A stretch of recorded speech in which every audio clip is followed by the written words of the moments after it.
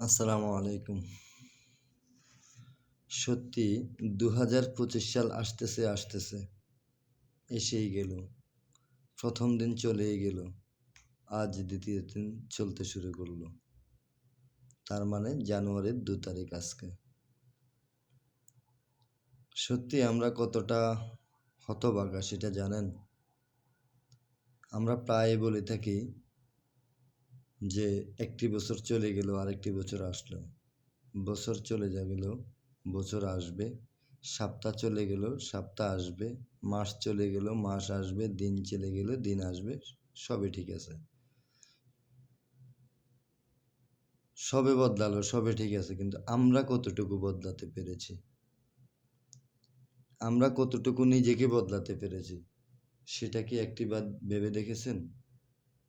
মনে হয় না। সত্যি আমি বাস্তব কথা বলছি, আমি মাঝে মাঝে একটু চিন্তা করে দেখি, রাতের বেলা হলেও কতটুকু কি করলাম সারাদিনে। দেখেন, বছর তো চলে গেল ঠিকই। আমরা দুর্ভাগ্যের জন্যই বলছি আমাদের জীবন থেকে একটি বছর চলে গেল। আমরা মৃত্যুর আরো কাছাকাছি চলে গেলাম। প্রত্যেকটা মানুষ মৃত্যুর স্বাদ নেবেন, এটা সত্য। আমরা আরো একটি বছর আমাদের হায়াত থেকে কমে গেল, সেটা নিয়ে আমাদের কোনো মাতামাতি নেই। আমরা শুধু পালন নিয়েই ব্যস্ত, পালন করতেছি সেটা নিয়ে ব্যস্ত। করেন, সমস্যা নেই। যার যেভাবে ভালো লাগে, যে যেভাবে করে শান্তি পায়, এটাই স্বাভাবিক। যাক, আলহামদুলিল্লাহ, নতুন বছরের প্রথম দিন কর্মব্যস্ত সময় পার করলাম। সকালবেলা ঘুম থেকে উঠে নিজের কর্মে বেরিয়ে গেলাম। সারাদিন কর্মব্যস্ততা শেষ করে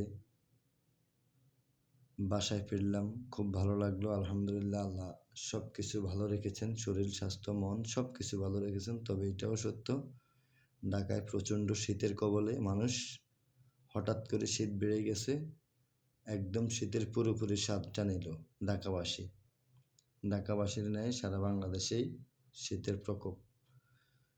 মুরব্বীদেরকে দেখে রাখবেন, যাদের ঘরে বাচ্চা আছে তাদেরকে দেখে রাখবেন।